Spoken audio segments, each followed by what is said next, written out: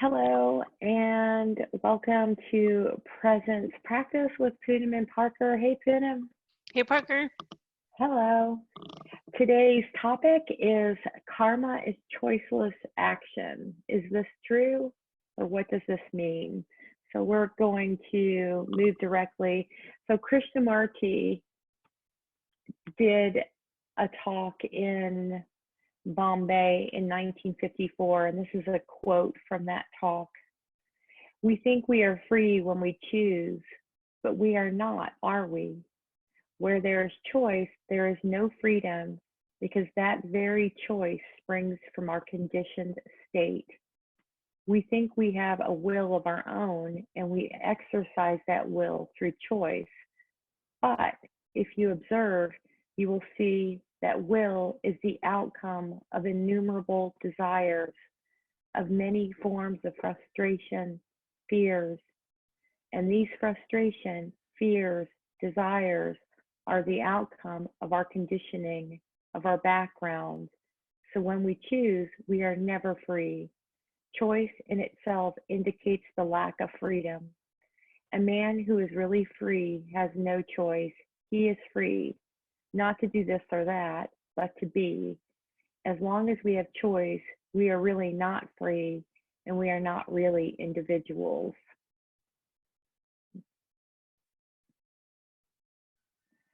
We could end this whole chat right now. That's all there is to know. It's that it seems like we have a choice. So when we say karma is choiceless action, it means that we think we're free, that no one's coming to take us and put us impound us somewhere, that we've got choice, but we can't, because what he's saying is that everything is really bound up in all of our conditioning.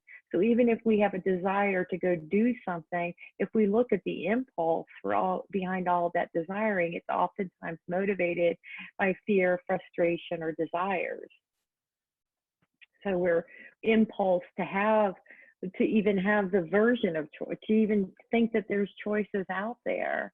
And when you are truly free, you're no longer stepping in and run by the conditioned mind that governs the next step or the next behavior.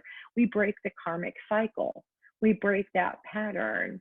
Every time we do it, we break a little bit more of it, or we break it off completely, and we don't return to it.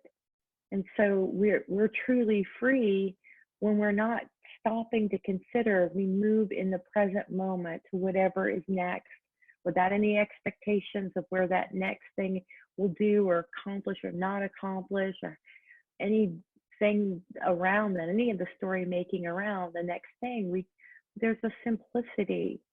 We are free to just be, not run by shoulds or whatever the passing prevalent morality or whatever the thinking is of that day. We don't sit and decide that this is we just do it. And we'll see that the behaviors are all outside of the paradigm of these unconditioned karmic patterns. It's a wiser, simpler, kinder, oftentimes brilliant, sometimes solutions will come in the doing of things.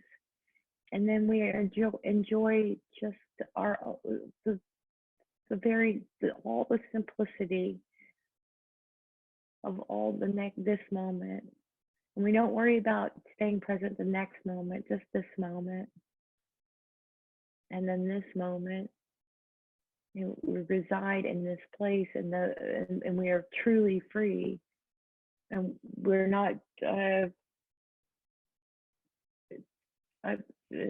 throwing up smoke screens that we think we're going to do this choice. On a relatively speaking, it looks like we could be making choices. But we impulse from the present moment, from the power which is right there. We impulse from that purity, from that stillness. And who can say? There's no reactivity in this moment or in the next moment.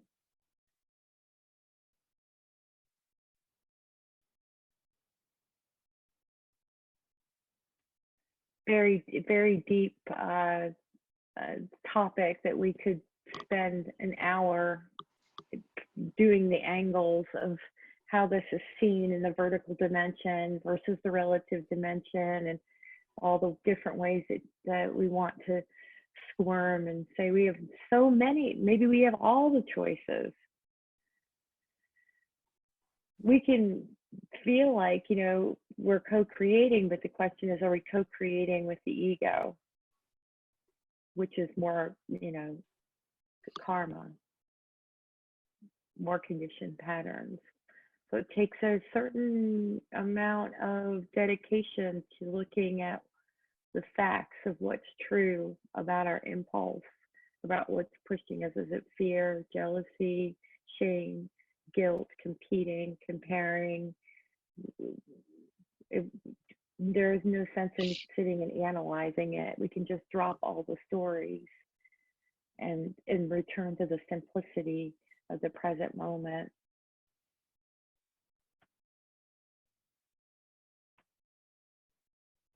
The mind likes to chew on choices or their options. But for any clarity, if we become present, then the whatever is necessary in the situation will arise. Poonam, this is karma, might be one of your most favorite topics that you're well versed in.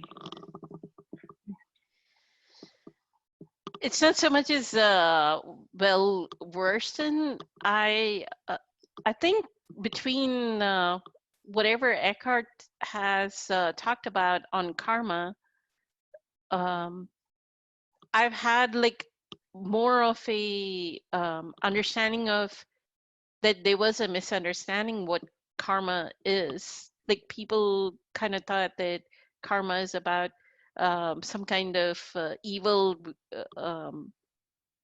somebody's going to punish me because of my action. That is not what it is. We are performing karma. Even just sitting, by the fact that we are breathing in and out, we are creating karma because we are taking in the oxygen that the trees are producing and we're giving out carbon dioxide. We are creating karma. So karma is action. What I think Krishnamurti is saying is let that action be of choiceless awareness. Let that action be, as in Eckhart's words, so completely and fully in this present moment so that there is no, it's just choiceless awareness performing the action, whether it is brushing the teeth. You don't go, oh, my teeth, my breath is going to smell good when I meet people, so I want to brush my, you just, there's consciousness that gets out of the bed, goes to the sink, turns on the faucet, and brushes its teeth. No thought required, just awareness, walking around, picks up a glass, gets water, drinks water. That's choiceless awareness. That is what he is talking about. The moment you say, oh, I'm doing the dishes because the kitchen needs to look beautiful and clean, then that's a conditioned pattern. In his talk on the Bhagavad Gita, Eckhart talks about this intention of human beings wanting to constantly be in the next moment, not living in this present moment. So it's always a means to an end. Let me, I remember watching my mom, like if she was not cooking, along with the cooking was, oh, I need to, the clothes need to be hung on the, in India, we put them on a string, laundry string, like with the clips, the laundry clips, you hang them. You hang clothes and dry them, there's no dryer. Mm. So her mind is constantly, oh, did the milkman deliver the milk to the maidservant? Did she come in? Did the clothes? She's not just cooking. There's like 10, 15. So this moment becomes a means to an end. Like she wants to be in the next moment, right? She doesn't want to be in the cooking. She doesn't want to just be rolling her bread or tortilla, making it flat. It's more like, oh, did the clothes get hung? Did they get washed? Did the water get filled up? And it's like 15, 20. And I, for the longest time, had that habit of constantly doing 15, 20 things at the same time. And there was this comparison of if somebody couldn't multitask like I multitask, they were not good enough, right? That was the ego, the huge ego that we come up with, that society. And that's why I'm saying this pattern is universal, because she's in India and I'm in India and I've absorbed this pattern, but I see it everywhere universally. It's not something that is a pattern of the West or East, or it's a universal pattern. Yeah, That let's do. that making it into a means to an end, what Eckhart is saying, karma yoga. Let's do another video.